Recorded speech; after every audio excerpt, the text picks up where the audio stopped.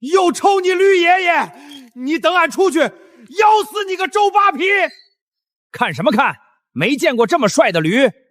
你会说话？我操！你个僵尸也会说话？你说我是僵尸？废话，你身上那股子味儿比我都重。兄弟，快来聊聊天！天天拉磨都快无聊死了。我变成了僵尸，还能听懂僵尸话？可是人类似乎并没有灭绝。根据原主的记忆，人类掌握了某种各治僵尸的方法，把僵尸当成了苦力。走快点儿！没吃饭吗？你们两个畜生，赶紧给我拉磨！你去把这批豆子装好，县太爷还等着要。还是您的镇尸藤厉害，这些怪物不用喂草料，不用发公祠，日夜不休，真是天赐的宝贝。那是自然，不过也得小心。县太爷说了，这镇尸藤用多了，他们就不动了，到时就直接烧了。镇尸藤克制湿气，免费劳动力，用废了就烧。这世道，异类连活着的资格都没有，全是消耗品。大强，你想被烧掉吗？废话，谁想当烤全驴？那从现在起，听我的。你脖子上的套索位置不对，受力点偏高。你有一半的力气都在对抗着磨盘的重量，而不是推着它转。把头低下来，重心压在前马骨上。我操，这变轻松了！这叫杠杆原理。专心拉磨，别让监工看出来。走快点，磨洋工呢！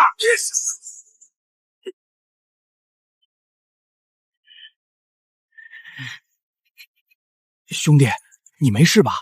这藤子抽身上，是不是痛得想死？不，很爽，甚至想再来一遍。完了，脑子坏掉了。过来。你能听懂我说话？大王别吃我们肉蒜不好吃。我不吃你们，帮我办件事，办好了，以后每天都有黄豆吃。大王您吩咐，上刀山下火海，叔叔我绝不推辞。去镇上听听那些人类在聊什么，关于县令，关于镇尸司，还有后山的焚尸炉。天黑前回来向我汇报。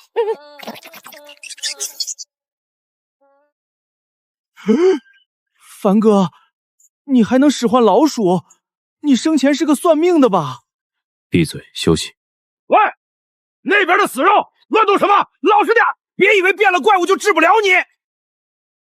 力度不够，不是刚吃过饭吗？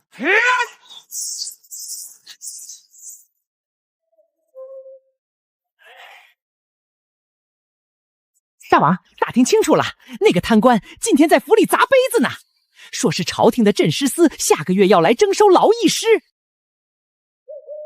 劳役师？对，就是品相好、力气大的青壮年僵尸。县令把上面拨下来养僵尸的香油钱全贪了，现在城里的僵尸劳力大多都废了，他交不出差。范哥，我今天拉磨腿软了，周扒皮瞪了我好几眼，我肯定在名单上，我不想被烧死啊！想不想以后每天都能吃上大白菜？兄弟，都快成烤肉了，你就别画饼了，咱们连这门都出不去，这铁链是静姐打造的。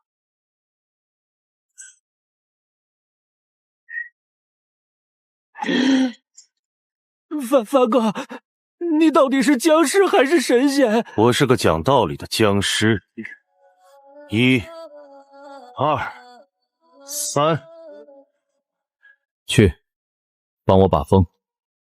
有人靠近，立刻通报。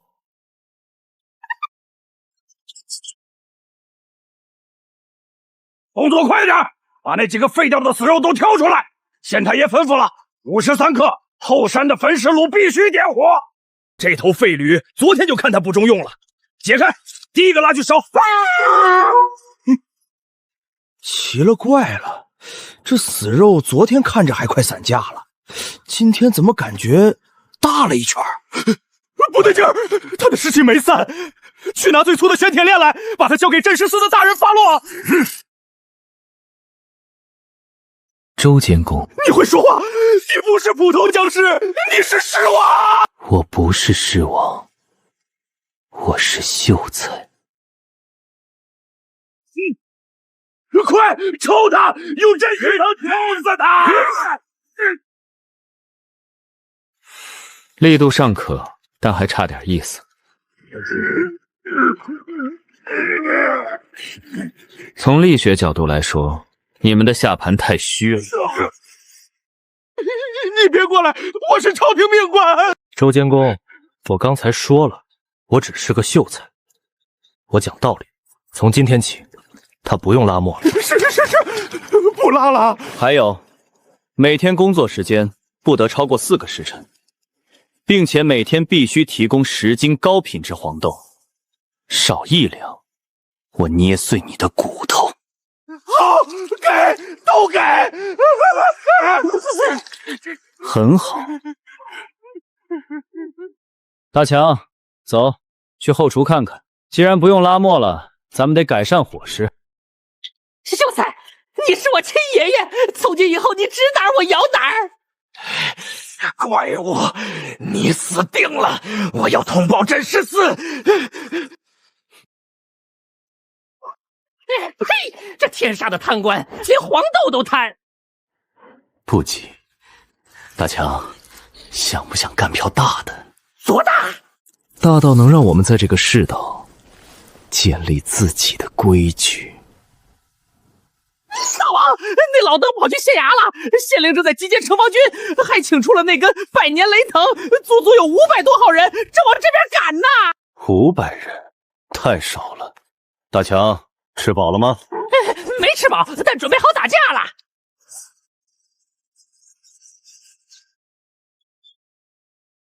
走。秀才老爷，要不咱们还是回去拉磨吧。外面那阵仗，我刚才从门缝里瞅了一眼，黑压压的一片，城防军手里拿的可都是明晃晃的刀枪，能把咱们剁成饺子馅儿。大强，你想一边吃豆一边被人按在地上抽鞭子吗？不想。所以把你的驴背挺直。你现在是一头脱离了低级畜生趣味的变异坐骑。圣人云：威武不能屈。吱吱。大王威武，大王荡气回肠。叔叔，我刚才去前面打探了，县令那个贪官就坐在吧台大轿里，手里跑着个红木盒子，里面装的肯定就是传说中的百年雷藤。百年雷藤，希望能给我这副僵硬的筋骨疏通经脉。谢尊大人，就是他，就是这个死肉。他不仅不怕普通的镇尸藤，他还会说话。他徒手扯断了麻绳，还把小人的锁骨给捏碎了。这绝对是成了精的尸王，要造反啊！好一个骨骼惊奇的老医师，力能扛鼎，士气内敛。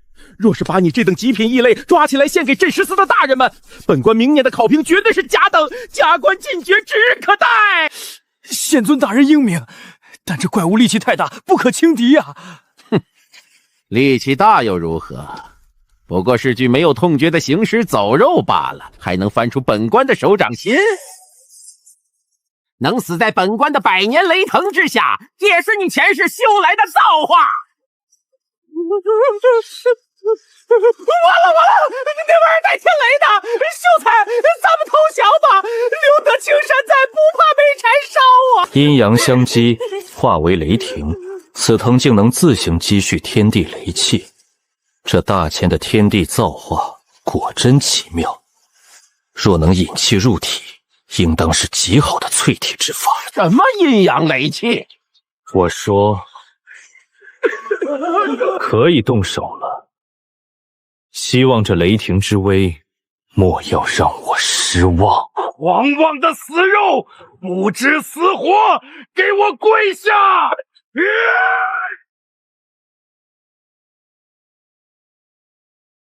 好，县尊大人神威盖世，这怪物肯定成焦炭了。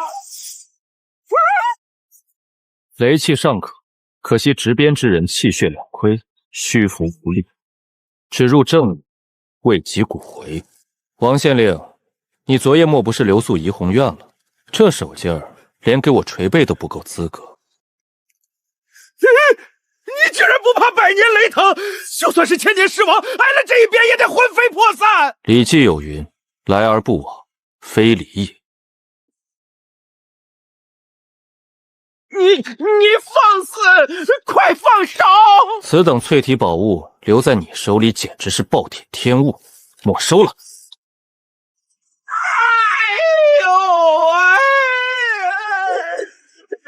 烦了，烦了！全军听令，给我把这妖孽拿下，生死不论！秀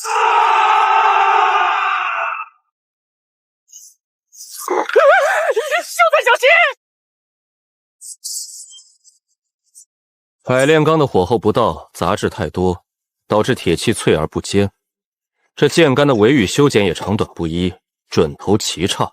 大前公布的冶炼之术，真是江河日下，朽木不可雕也。休请他妖言惑众！这怪物刀枪不入，用谁镇压他？刀枪阵出此！脱胎于八卦阵，却只得其形，不得其神。左翼虚逢，右翼凝滞，破绽百出。既然你们不懂得变通，那本秀才就给你们上一堂生动的破阵之法。起！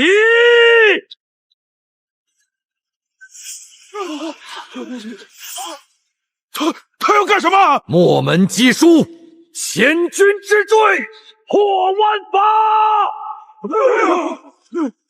我的腿乏了！去死吧，怪物！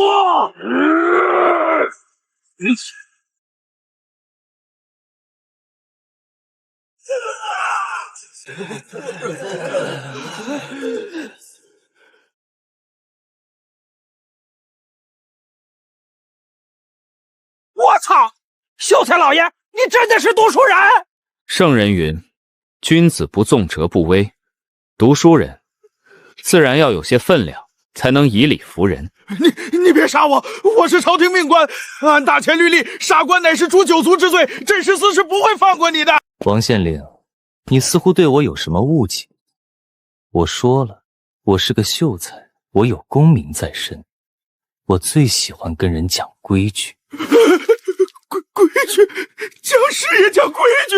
刚才你们无故率军围剿于我，导致我的身心受到了极大的惊吓，这叫草菅人命。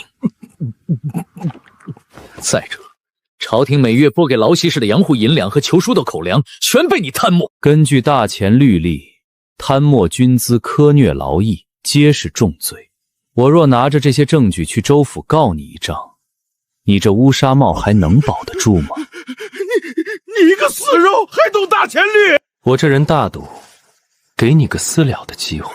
第一，把县衙粮仓里所有的黄豆装上5辆大车。第二，去城中铁匠铺给我准备300套最结实的铁镐、铁锤、斧头和锯子。第三，把你私吞的镇尸司的香油钱换成3000两面值的银票，全部交出来当做补偿。你这是抢劫！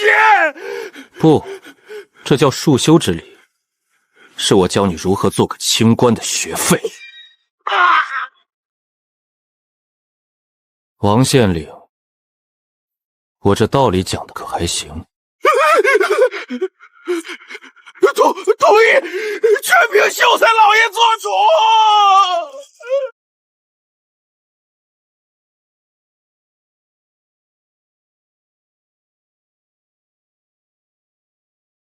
大强，清点物资。老大，黄豆足足5000斤，精盐500斤，各类铁器工具300件，还有崭新的大铜钱庄银票3000两。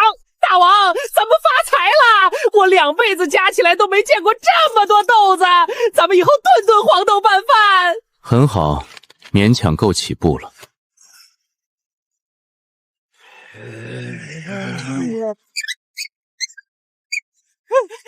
大王，这些无脑师不好管呐，万一他们四处咬人，那镇尸大军可就真的要追杀咱们到天涯海角了。叔叔，我可不想陪葬啊！无妨，万物皆有其理，僵尸也不例外。我知道你们灵智未开，听不懂圣人之言。但从现在起，你们只需要服从一个指令：列阵收复，听声，行路不可塌塌，听我号令，左右左，齐步走。这是僵尸，比咱们州府最精锐的甲士还要整齐啊！大强，你来喊号子，目标城外30里的黑风山废弃矿场。得令，都给我精神点儿，别丢份儿。预备，走！1、2、3、4，快去禀报镇尸司，就说咱们县出了一个会练兵的秀才尸王。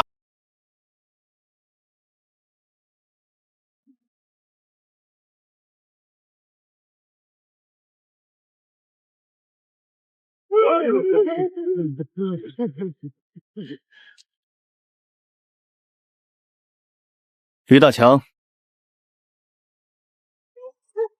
大王有何吩咐？架锅生火，把黄豆煮了，给每个僵尸分发半斤。啊！煮黄豆？大王，他们可是僵尸啊！他们想吃肉，想喝鲜血，这黄豆吃下去，他们那干瘪的肠胃能刻画得了吗？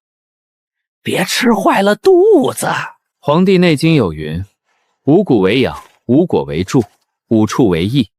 蔬乃五谷之长，最能补中益气，固本培元。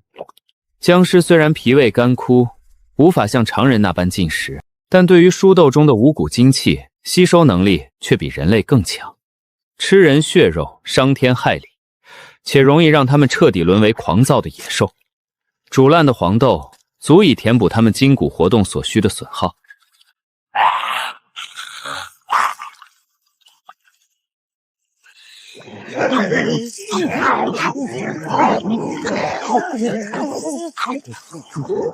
我操！他们真吃豆子！解决了温饱问题，接下来就是立身之本了。大强，明日天一亮，把这些斧头全都发下去。发斧头干嘛？大王，咱们不是来当山贼的吗？野山贼是没有前途的。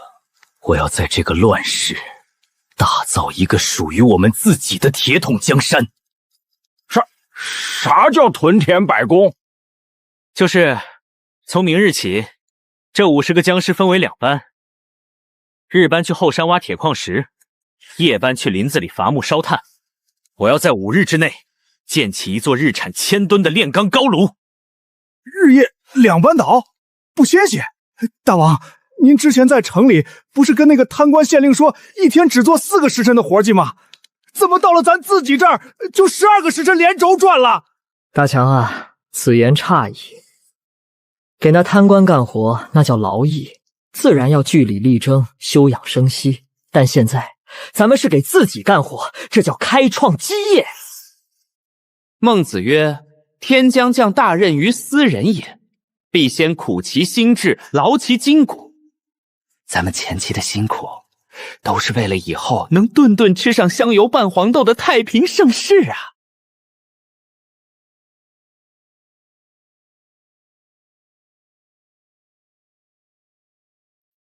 斥候回来了。大王，我在黑风山深处飞了一圈，这座山后面有一条极好的露天金矿矿脉。不过什么？但说无妨。不过那矿脉附近盘踞着一只极其凶残的变异大虫，体型像座小山，自称黑风山扛把子。他扬言这座山是他的地盘，谁敢踏入半步，他就吃了谁。大强，咱们那炼铁高炉的古风扇，我正愁人力拉不动呢。这不，上好的免费动力源自己送上门来了。老大，咱们非得大半夜来找那大虫的晦气吗？那可是老虎啊，百兽之王，变异前我见了他都得尿裤子，更别说现在了。《论语》有云：有朋自远方来，不亦乐乎。这山里既然有一位占山为王的地头蛇，作为新来的邻居，我们理应去拜访一二，顺便借他点力气用用。大王，就在前面那个大山洞里。那大虫白天刚吃了一头野猪，这会儿估计正睡得香呢。不用我们进去了，主人家已经出来迎客了。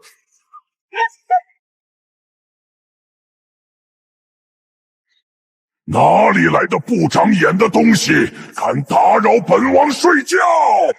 一群只配拉磨的废物僵尸，也敢跑到本王的洞府门前撒野！大王，他好像起床气很大呀。这位虎兄有礼了，在下李凡，乃是大前天顺元年的秀才，初来宝地，想借贵宝地一用，开炉打铁，兴修农具，不知虎兄可否行个方便？秀才，一个死肉算秀才也敢来跟本王吊书袋？你算个什么东西？本王不管你是秀才还是状元，到了我的地盘，就是本王的粮食。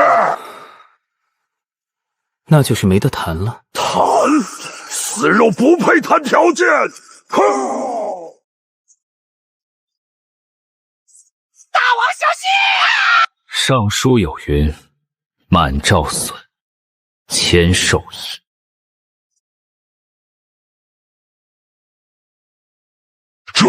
这不可能！虎兄，你力气虽大，但核心不稳，下盘虚浮。这一扑全是蛮力，毫无章法。给本秀才落！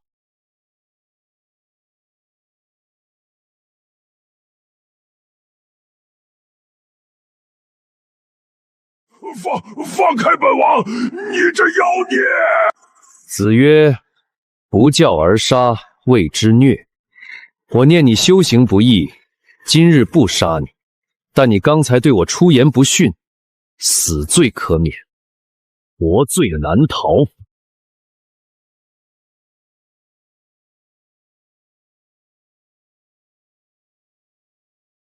虎兄，现在能好好说话了吗？能，秀才老爷，小虎有眼不识泰山，冲撞了您的法驾。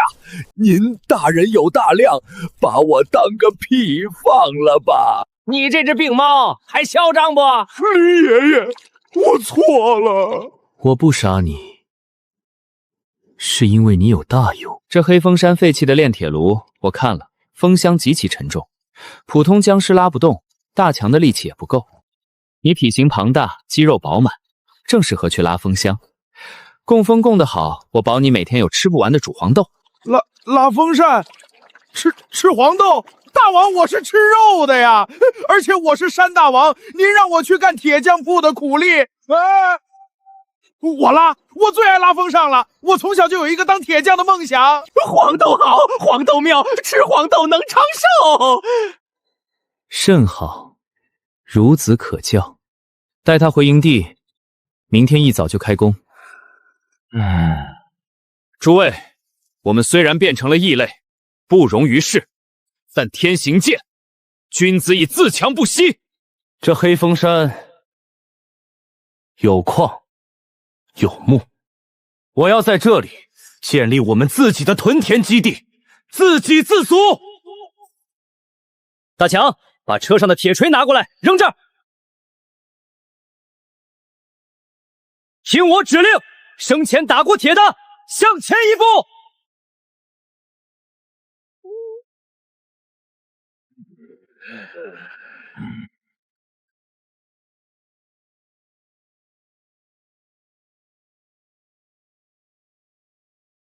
好，从今天起，你就叫铁锤吧。还有吗？4个铁匠，够了。大强，你带着剩下的46个分成2队，一队拿镐头去后山挖那些露天的铁矿石，另一队去林子里伐木烧炭。得令，大王您就瞧好吧。虎兄，到你了。大王，我真没打过铁呀。不需要你打铁，看到那个巨大的木质风箱了吗？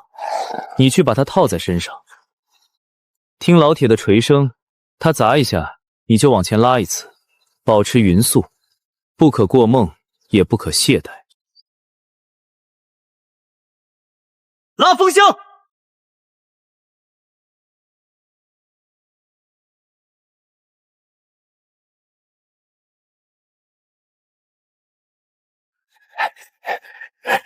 大王，您看这批货咋样？不错，他这手艺还真没落下。这3日打了多少把？锄头100把，铁犁50架，还有开山大斧80把。铁锤他们简直就是先天打铁圣体。老大，我能歇会儿吗？感觉我的腰快断了。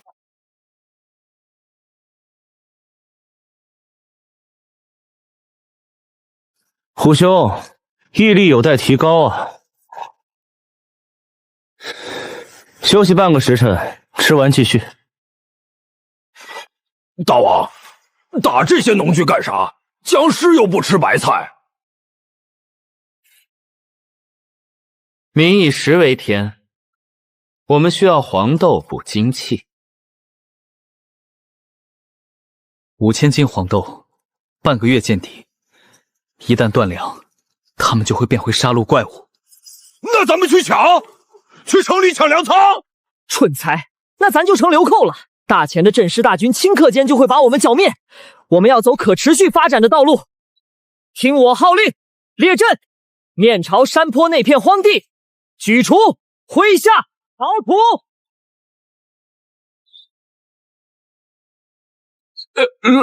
老大，您这是要教僵尸种地？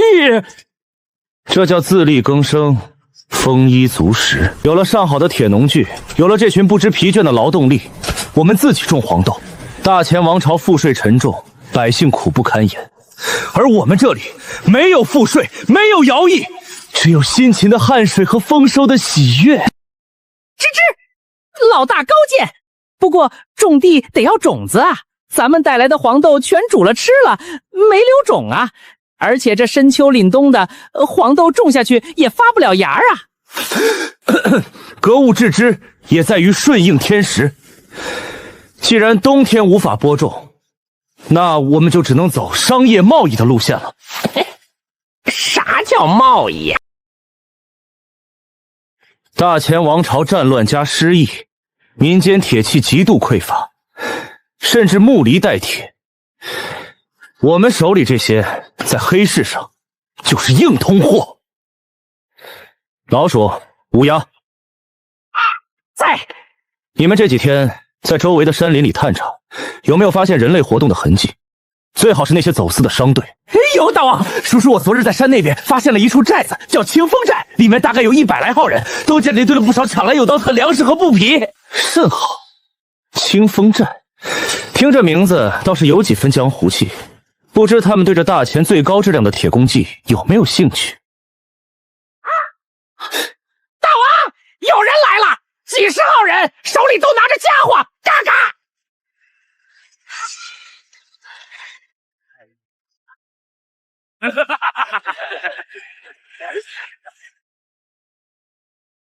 弟兄们，咱们清风寨发财了！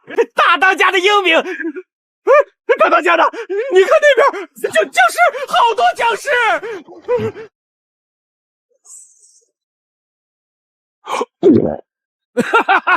真是天下奇闻！喂，那个装神弄鬼的黑大个，老子是清风寨的大当家，独眼太岁赵三刀，识相的赶紧滚蛋，把这些铁器和炼铁的炉子全给老子留下，否则老子手里的镇尸藤抽的你们！原来是清风寨的赵大当家，久仰久仰。在下李凡，大钱秀才。你是僵尸，会说话的僵尸。在下虽然身患失忆，形貌可称，但理智尚存，依然是个懂礼义廉耻的读书人。赵大当家光天化日之下强抢我局的合法财产，有辱斯文啊！去你娘的斯文！一个死肉也敢跟老子掉书袋，管你是秀才是狮王，今天这些铁器老子要定了！弟兄们，抄家伙！孔子曰：“君子动口不动手。”但虽千万人吾往也。既然赵大当家不愿讲理，那在下只能用这农在给各位上课了。铁锤，看好了！好快的速度！第一式横扫千军。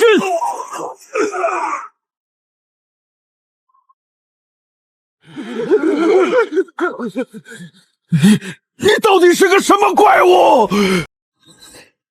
子曰：“三人行，必有我师焉。”赵大当家，你今天学到了吗？老子学你奶奶个腿！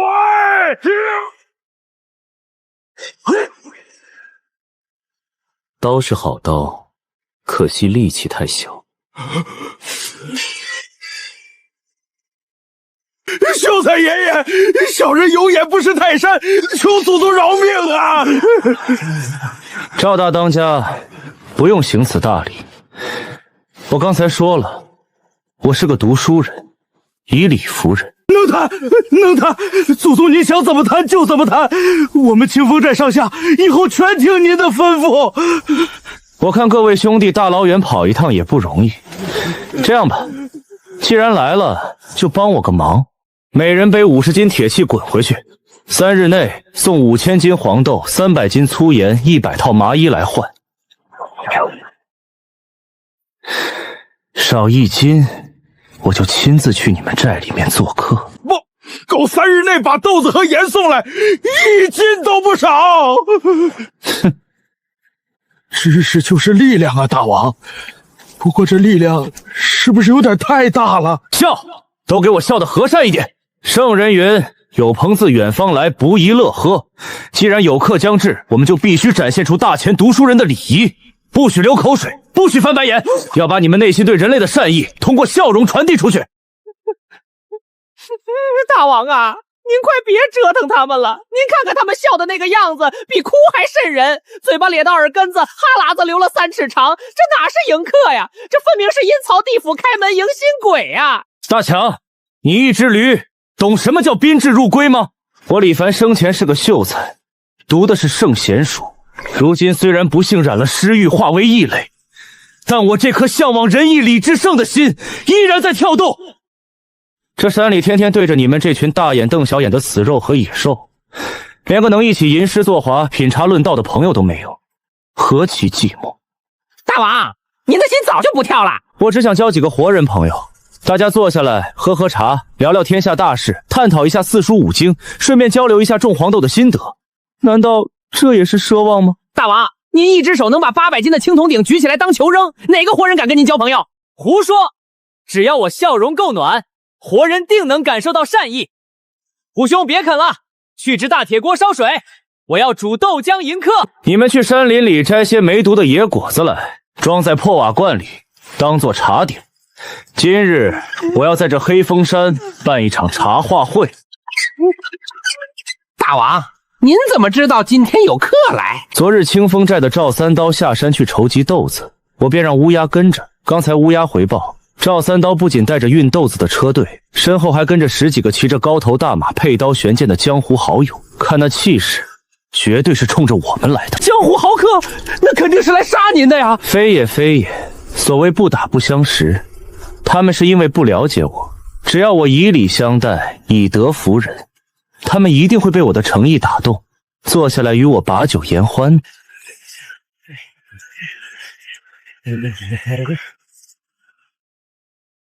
赵大当家，你确定那头成了精的狮王就躲在这黑风山里？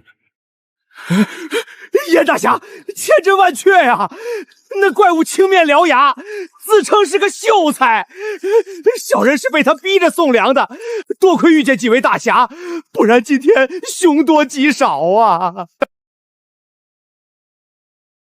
哼，区区一只死肉，也敢妄称秀才？三姐说的对，连千年旱魃咱们都砍了，还怕个土僵尸？都别大意，州府的悬赏令上说，这只狮王能徒手捏碎金刚，不怕普通的镇尸藤。待会儿上了山，不要废话，老二、老三用符箓封走位，老四、老五用铁网困住他，然后剩下的交给我。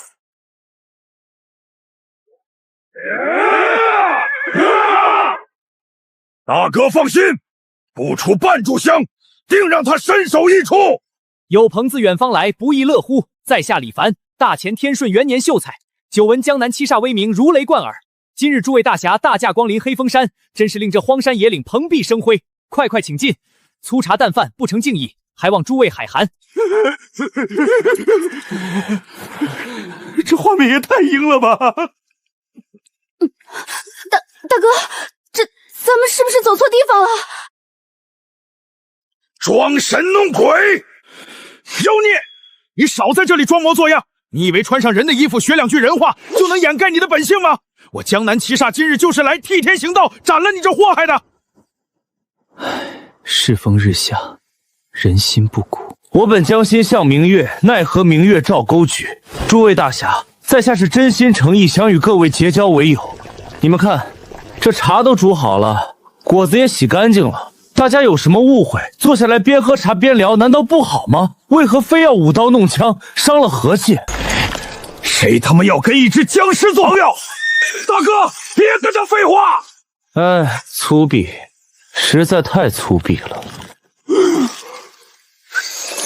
这位兄弟，臂力尚可，单纯依靠蛮力，不懂得运用寸劲，这流星锤的威力连一半都没发挥出来。相见即是有缘，既然你不想喝茶，那在下就免费指点你一二，全当朋友间的切磋了。哎呀！老四，邪阵用内招！天地无极，烈火焚血！柳姑娘，你这火候掌握的不错，深秋寒气重，在下这副身骨正觉得有些僵了。什么？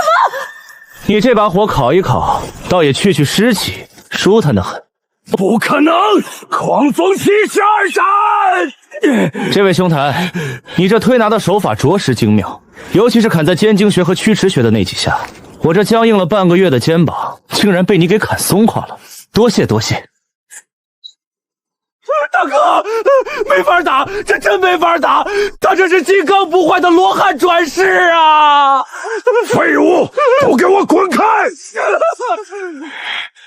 妖孽，吃老夫一记开天剑！子曰：“不知礼，无以立也。”燕大侠，你脾气太暴躁了，朋友之间还是斯文些好。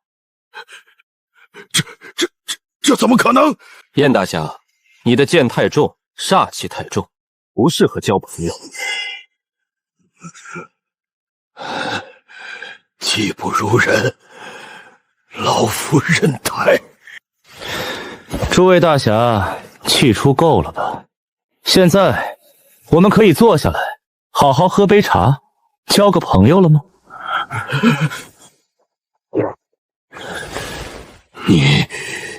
你到底什么意思？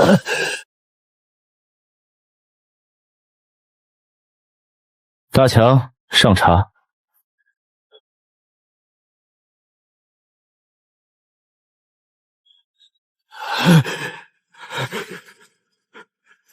这哪里是交朋友，这分明是强买强卖！承蒙李兄看得起，这朋友老夫交了。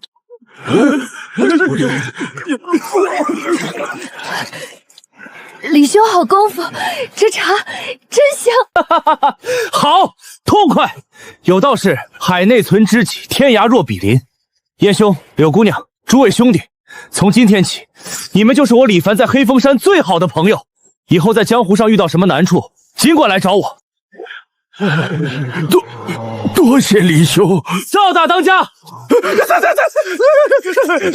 小人在。相请不如偶遇，今日我与江南七社结交，赵大当家也来喝一杯吧。多谢秀才爷赏赐。好了，既然都是朋友了，我也不多留诸位了，毕竟天色已晚，山路难行。大强，替我送客，顺便把那50把锄头给朋友们带上。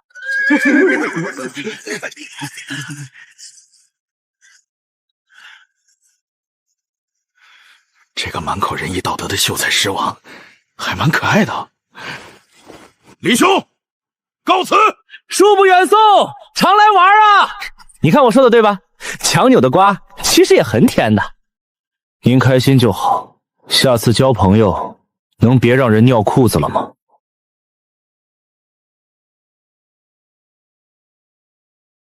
王县令，你说这穷乡僻壤出了头狮王，本统领日夜兼程赶来，怎么到了这儿，却听说那怪物只是个秀才变？皇府统领明鉴，那怪物生前确实是个秀才，叫李凡。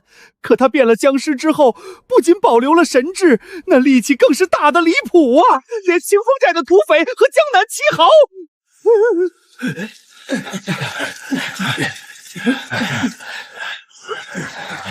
叶大侠，你们这是？别提了，这活老子不干了，退钱！我当是谁？大名鼎鼎的江南七煞，去趟黑风山，回来改的当佃户了。你懂个屁！站着说话不腰疼，那根本不是僵尸。老子的流星锤被捏成了铁饼！放肆！一群不入流的江湖草莽，学艺不精，被一头死肉吓破了胆，也敢在本统领面前狂吠。燕狂徒，本统领且问你，那怪物可曾用了什么邪门法术？没有法术，没有符箓，没有毒瘴，可有招来漫山遍野的狮群围攻你们？也没有。那些僵尸就站在两边，冲着我们笑。他还给我们煮了豆汤。滑天下之大稽，一头死肉请你们喝豆汤。吴大哥说的是真的，他不仅逼我们喝汤，还要跟我们交朋友。我们要是不喝，他就要硬灌，他太可怕了。被一头僵尸戏耍成这样，简直丢尽了活人的脸。来人，传本统领军令，集结300天罗卫。本统领今日就要上这黑风山，亲自会会这个秀才狮王。唉，去吧去吧，又多了一个去送农具的。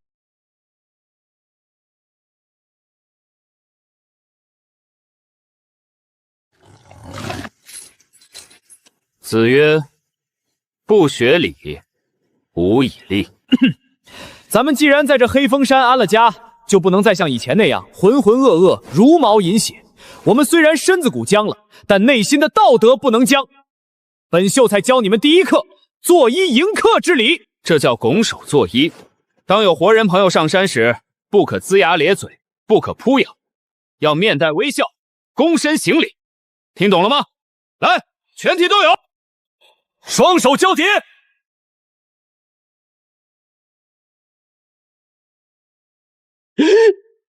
大王，他身体发肤，受之父母，不敢毁伤。你这样毛毛躁躁，成何体统？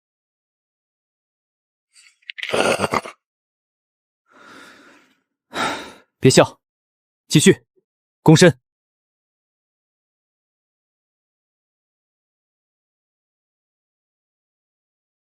呸！大王，这也太残忍了吧！大强，你不懂，世人皆有偏见。我教他们礼仪，是为了证明我们也是讲道理的生灵。大王，不好了，不好了！何事惊慌？不成体统。大批的人马正往咱们山上冲呢，300多号人，全穿着暗红色的重甲，打着镇尸的大旗，带头的那个长得可凶了，手里还拿着一张会发金光的大网。来，师兄啊！是。完了！肯定是州府的精锐到了，咱们这回真得跑了。300多人，还带着发光的大网，看来这大前朝廷终于派人来了。不过这待客之道，倒也别致。大王，人家那是来网罗您这条命的呀！都别慌，全体僵尸整理仪容，列队，锅里添水，加大火力，再出100斤黄豆。今日我们要用最饱满的热情迎接远道而来的贵客。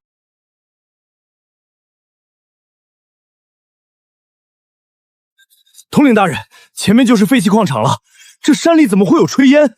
怪物还学会做饭了？哼。不过是沐猴而冠罢了。那怪物生前是个秀才，越是这样自以为是的异类，死得越惨。啊！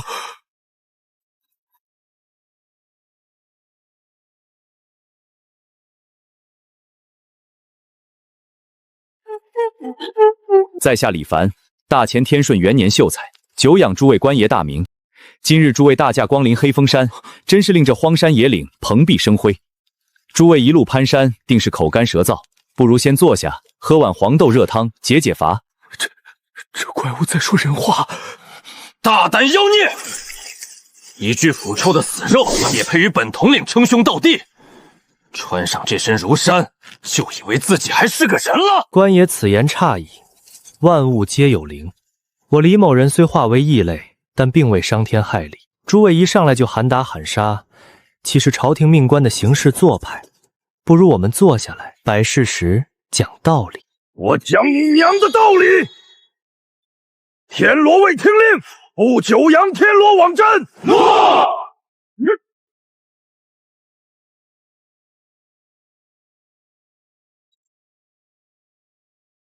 妖孽，祝福！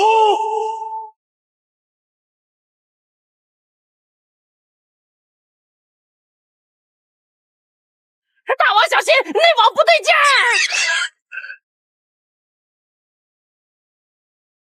网罗人才本是好事，可惜容易伤了和气。哈哈哈哈哈哈！非九阳天罗网告住，就算是1000年的尸煞，也得在一炷香内被阳气化成一滩血水。哈哈哈！收网，把他给我勒紧了！哈哈哈哈哈哈！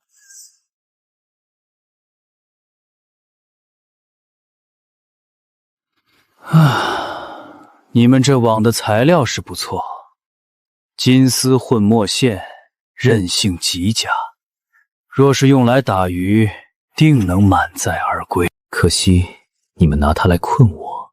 子曰：非礼勿视，非礼勿听，非礼勿动。你们一言不合就动手，毁我衣衫，此乃大不敬。今日本秀才就给你们上一堂，什么叫真正的礼尚往来。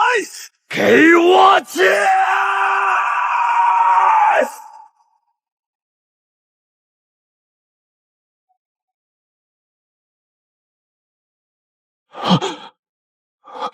什么？这不可能！肉身怎么可能撕裂天罗金丝？因为我已经不是人了。妖孽！我杀了你！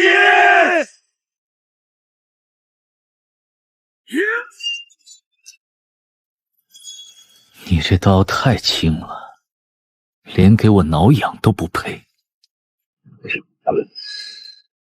子曰：己所不欲，勿施于人。既然你们喜欢动刀，那就尝尝这滋味吧。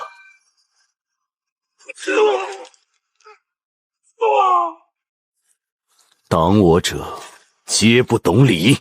保护统领！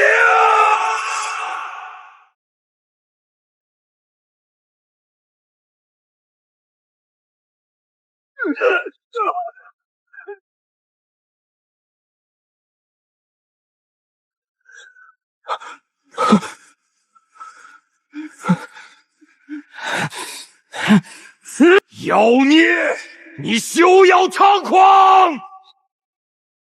给我战！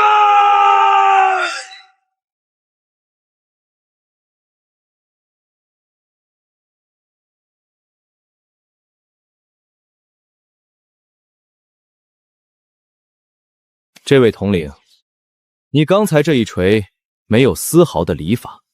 子曰：身体发肤受之父母，你这般无礼，实在是有辱斯文。这叫来而不往，非礼也。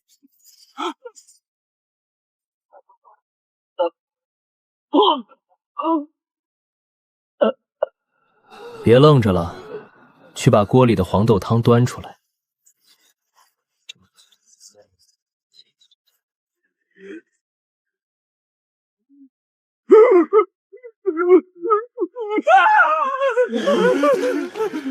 不许无礼！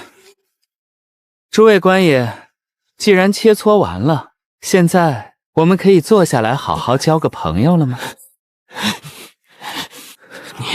你到底想怎么样？士可杀，不可辱。我想交朋友啊！我刚才说过了，只要你们喝了这碗汤，承认是我李凡的朋友，今天的事就一笔勾销，大家和气生财。如果不喝呢？子曰：敬酒不吃，那就只能吃罚酒了。我这人脾气好，不杀人，但你们若是不肯交我这个朋友，那我也只能把诸位留在这黑风山上，每天陪我探讨四书五经了。好，我喝。我黄甫傲交你这个朋友了。好，黄甫兄果然是个爽快人。既然是朋友，那朋友有难，理应拔刀相助，对吧？你想干什么？大强，在，大王吩咐。去，把之前清风寨朋友们送来的那300把金铁农具拿过来。既然是朋友，看我这黑风山百废待兴，诸位官爷都是习武之人，气血旺盛，今日就留下来帮我把这几百皇帝给翻了吧。堂堂镇世寺精锐，去给这僵尸翻地种黄豆，如何？怎么，黄甫兄不愿意？愿意，朋友之间理应如此。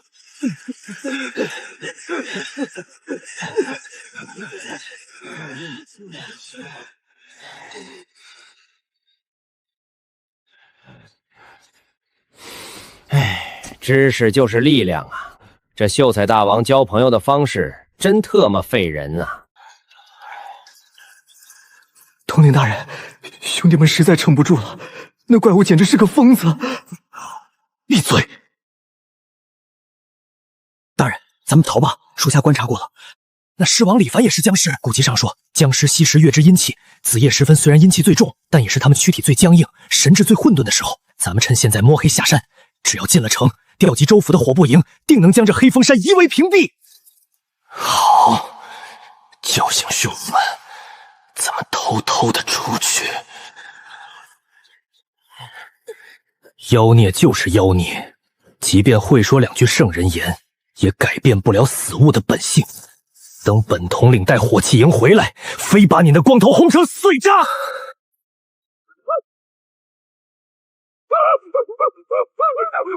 怎么回事？地动了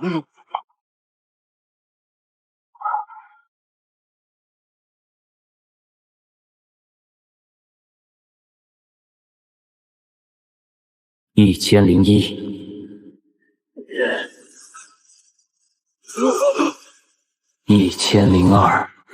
大人，他在干什么？那石头是纸糊的吧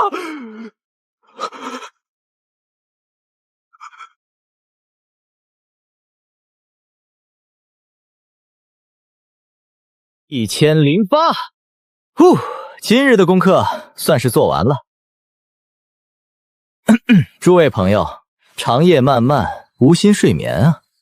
怎么，诸位也是想与李某一同强身健体？李凡，你少在这里猫哭耗子！我等乃是朝廷命官，你真敢把我们扣在这里当一辈子的苦力？你就不怕诛九族吗？黄甫兄，你这话就见外了。子曰：既来之，则安之。诸位既然成了我黑风山的朋友，那就是一家人。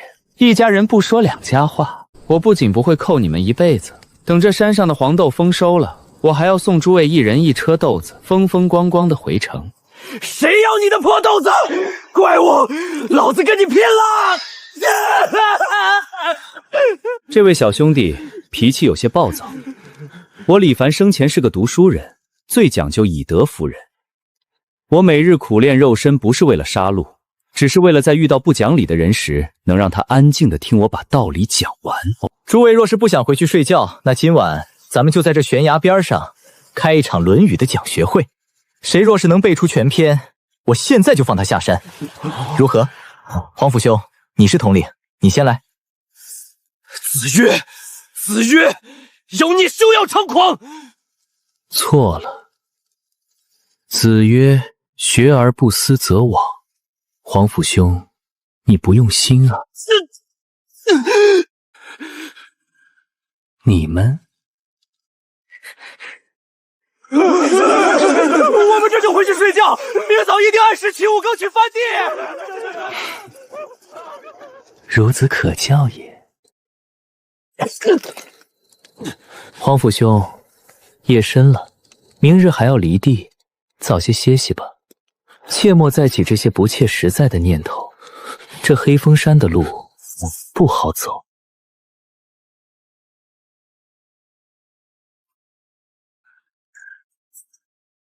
大王，好重的尸气，比您身上的味儿冲多了。是尸潮，而且有大凶之物。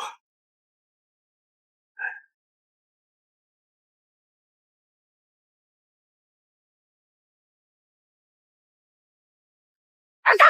大王，是林山的血甲将军，那可是真正杀人不眨眼的千年老狮王啊！他听说咱们黑风山换了主人，还死了大量的铁器，今天是特地来抢地盘的。完了，全完了！这等凶煞之物，就算是我全盛时期带着大军，也未必能抵挡。今日我们都要死在这荒山野岭了。那片土地埋着我准备用来培育优良斗种的希望，尔等蛮夷之物，安敢践踏无有之汗水？安敢毁我黑风山之良田？铁锤，列阵御敌！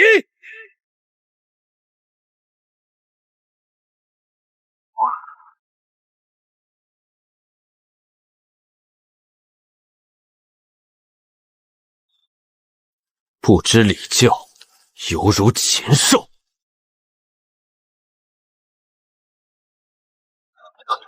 论语有云：“有朋自远方来，必先问候其母。”今日本秀才就教教你们，什么叫铁拳无敌！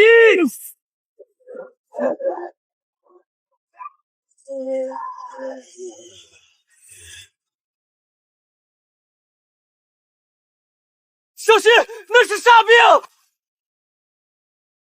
礼尚往来，力拔山兮气盖世。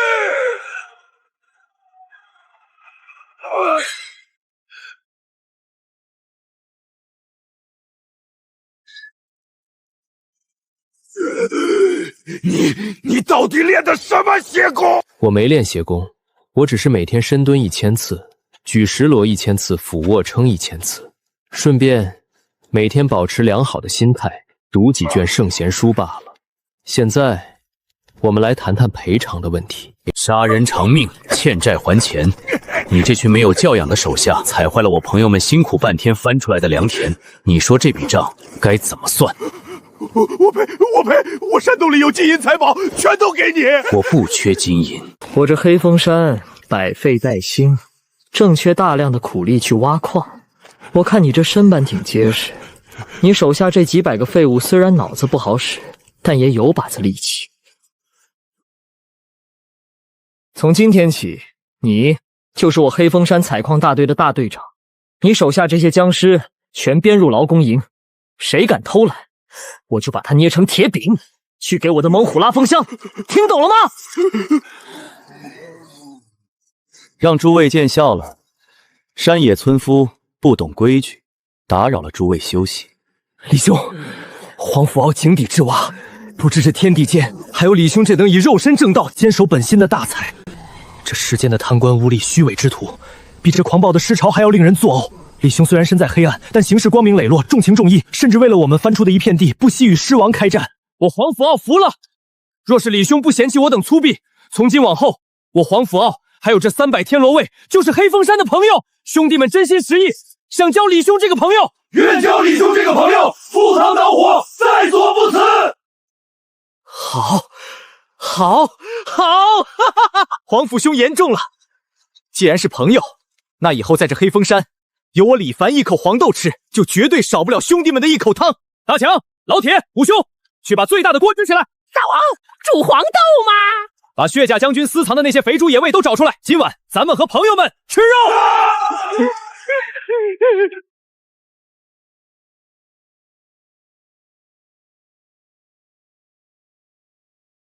子曰：“不教而战，谓之弃。”你们昨夜不分青红皂白冲撞我的营地，踩坏了我朋友们翻好的洋田，这叫不知礼。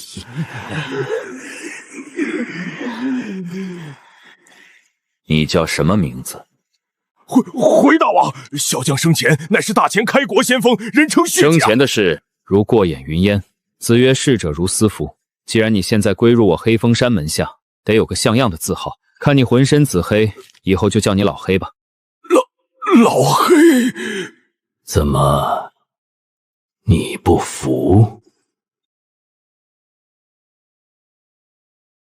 不，老黑服气。这名字透着一股子返璞归真的圣人气派。甚好。从今日起，黑风山没有狮王，也没有将军，只有农夫、矿工和养殖户。你们虽然变成了死肉，但只要进了我黑风山的门，就得守我黑风山的规矩。第一条，克己复礼，绝对不许袭击活人。谁敢动我这些活人朋友一根汗毛，我就把他浑身的骨头一寸一寸的捏成粉末，用来给黄豆树肥。李兄高义，我等天罗卫也绝不惹事，愿与诸位师兄和平共处。黄甫兄客气了。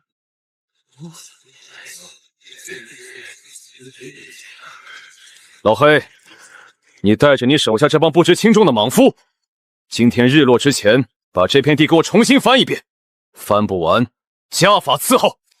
大王，我可是千年尸煞呀！我带兵打仗行，翻地我不会呀。不会可以学，圣人云：敏而好学，不耻下问。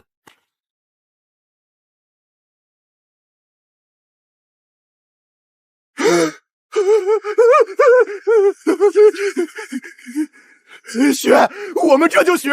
小的们，都给老子拿上锄头！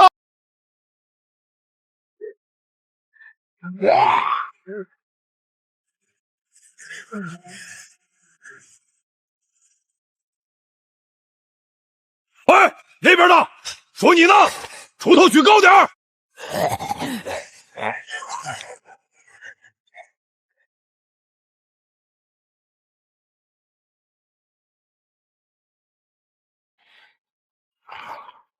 翻地是翻地了，可是有个大问题啊。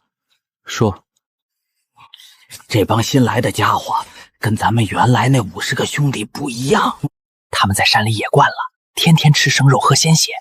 您现在让他们吃黄豆，他们根本咽不下去。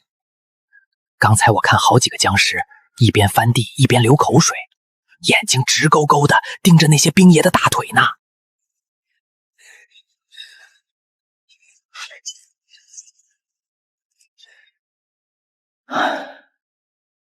子曰：饮食男女，人之大欲存也。既然他们想吃肉，那就给他们吃肉。大王，您真打算让他们去咬人啊？您刚才不是还说要克己复礼吗？山里那么多飞禽走兽，难道还不够他们吃的？可是大王，他们这1000多张嘴，就算把黑风山的野兔山鸡全抓光了，也不够吃几天的呀。所以我们要走可持续发展的道路，竭泽而渔，岂不获得而明年无虞？我们要抓，但不能全吃了，我们要把它们养起来。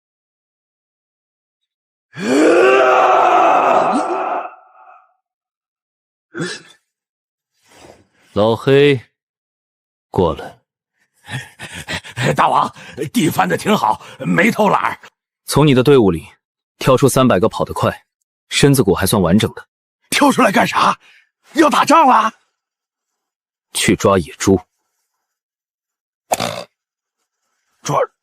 抓猪？必须抓活的，公母都要。记住，不可咬死。是。虎兄，你是这山里的霸主，野猪的习性你最清楚，你给他们带路，去深山老林里，把那些野猪群都给我赶出来。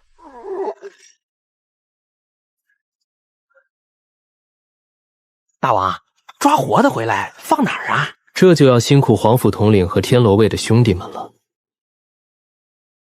黄甫兄，李兄有何吩咐？黑风山百废待兴，我打算在那里建一个野猪繁育基地。这垒石砌墙、规划猪权的活计，僵尸们脑子笨，干不来精细活。还得仰仗皇甫兄和诸位兄弟。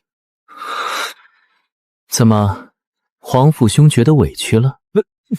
不委屈，李兄这是为了约束狮群，造福苍生，此等大义，我等五夫垒个布头算什么？兄弟们都起来，搬石头砌墙。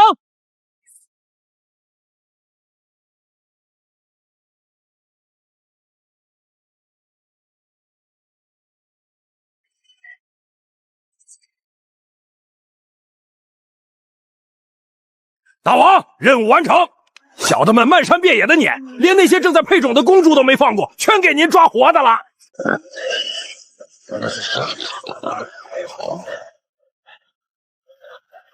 干得不错。皇甫兄，猪圈垒好了吗？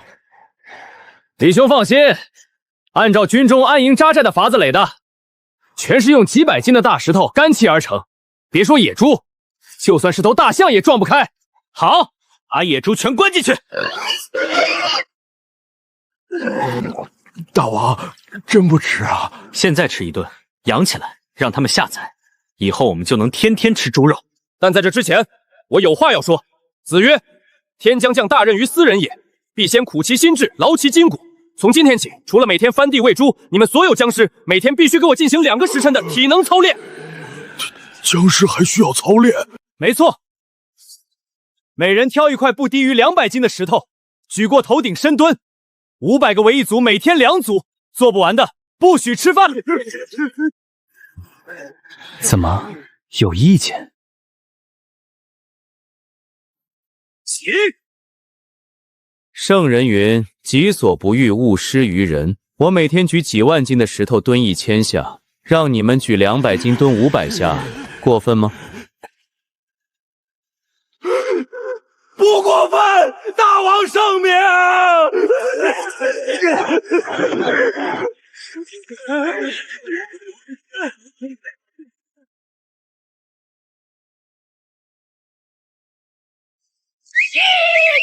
2、3。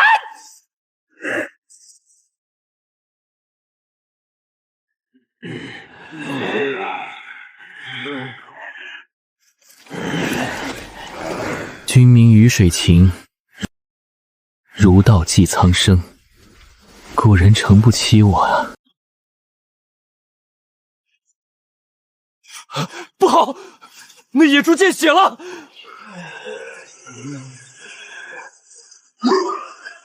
站住！大王有令，不许杀生！列阵，发刀！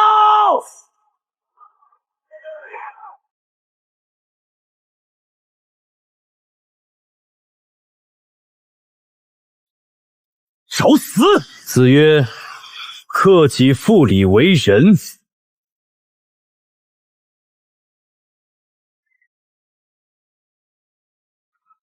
饿了，想吃肉，肉就在这里，血也在这里。谁敢上前吃一口，我就拧谁的脑袋。大王，这太狠了！天将降大任，必先苦其心志。连这点本能都克制不了，以后如何随我成大事？很好，大强，把这头猪拿去处理了。今晚给所有兄弟们喝肉汤。他不是在驯兽，他是在教化，用最纯粹的暴力建立规则，用最坚定的理智压制本能。这怪物竟然真的把一群只知道杀戮的死肉练成了一支有纪律的军队！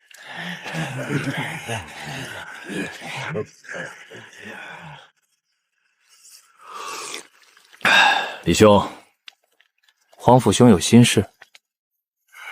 李兄，我这辈子见过无数自诩为名门正派的活人，他们满口仁义道德，背地里却男盗女娼、贪赃枉法。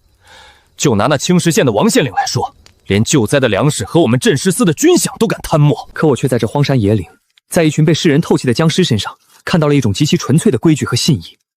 李兄，你这黑风山不杀活人，开荒种田，甚至还圈养野猪，你不仅练他们的肉身，还管教他们的心性，你到底想干什么？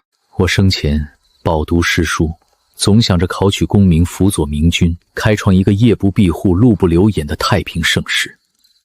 可惜我死了，变成了这副人不人鬼不鬼的模样。这世道，朝廷不讲理，贪官不讲理，甚至连这失意都不讲理。既然他们都不讲理，那我就用拳头打出一个讲理的地方。我要在这黑风山建一个属于异类的王道乐土，不咬人，不作恶，自给自足。皇甫兄，你是大钱的精锐，你若想走，明日我便让老黑护送你们下山。下山？去给那些人当狗吗？李兄，你这黑风山的猪圈垒得还不够结实，明日我带着兄弟们去后山采些青石板，咱们把那猪圈扩建1倍。等明年春暖花开，老子要吃烤全猪！好，有皇甫兄相助，我这黑风山的大业成矣。